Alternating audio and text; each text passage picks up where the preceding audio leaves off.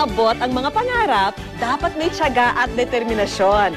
Kaya naman ang mga chikiting ngayon pa lang, pinaghahandaan na ang kanilang kinabukasan sa pamamagitan ng sari-saring mga training. Alamin po natin ang mga pagsasanay na exclusively for kids. Mula noong naimbento ang gulong ilang milenyo na ang nakalilipas, naging mahalagang bahagi na ito sa pang-araw-araw nating pamumuhay. Mahalaga ito lalo na sa mga chikiting dito sa Quezon City dahil salamat sa mga gulong ng truck na to, nararanasan nila ang unang paghakbang sa edukasyon. Dahil on the go ang kindergarten on wheels, marami itong pwedeng puntahan at tulungan ng mga paaralan. Pag sa kindergarten on wheels, bale mas nagiging exciting sila kasi the thought na feeling nila magra-ride sila while we will going to have our class. Tapos mas nag-enjoy sila since kaiba ito dun sa classroom. Mas gusto ko po sa kasi po masaya. Bakit? Ba't gusto mo dyan? Kasi po may TV. Ano pa? Aircon. Sige rin ang pag-usad ng mga gulong ng mobile education van dahil ang pakay nito, bigyan edukasyon ang mga batang lansangan. Dito sa isang park sa Mayon, Quezon City namin naabutan ang naturang van. Laman ito ang sari-sari instrumentong panturo. Mga laruan, libro, DVD, TV. Kabilang na ang mga gurong tinatawag nilang street educator. Lord, salamat po. Buhay pa po. At ang kami ng asawa, nag-aaway anak namin. Ito yung mga tinuturo naming values, unang-una. Ito yung, unang-una, spiritual values.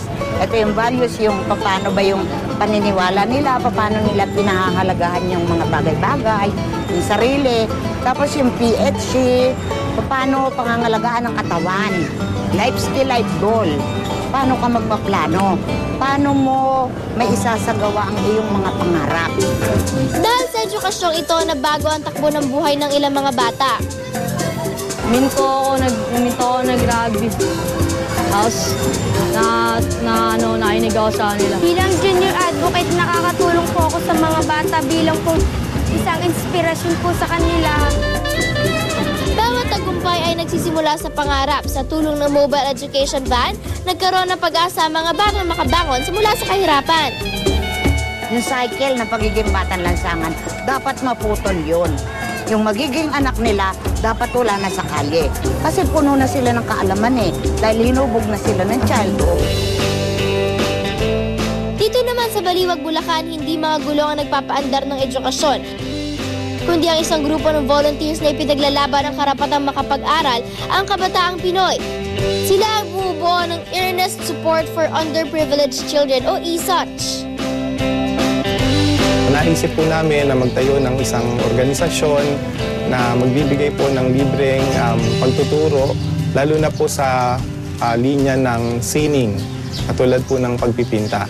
At nang lumaon po ay nagkaroon din po kami ng pagkakataon na makapagbigay ng libreng pagtuturo sa linya ng teknolohiya, katulad po ng computer. At nagbibigay din po kami ng libreng mga field trip. Art therapy ang tawag nila sa estilo ng pagtuturo ng painting. Kaya naman higit pa sa simpleng sining ang matututunan ng mga bata. Sa pamamagitan po ng pagpipinta, ang mga bata po ay nadidevelop physically, psychologically, emotionally. Dahil po ito po ay nagiging daan upang ma-express po nila yung kanilang mga naiisip at nararamdaman.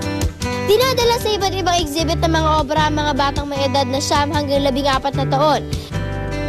Ang perang nalikom sa pagbibenta ng painting, ginagamit nilang pantusto sa mga programa ng ESOCH.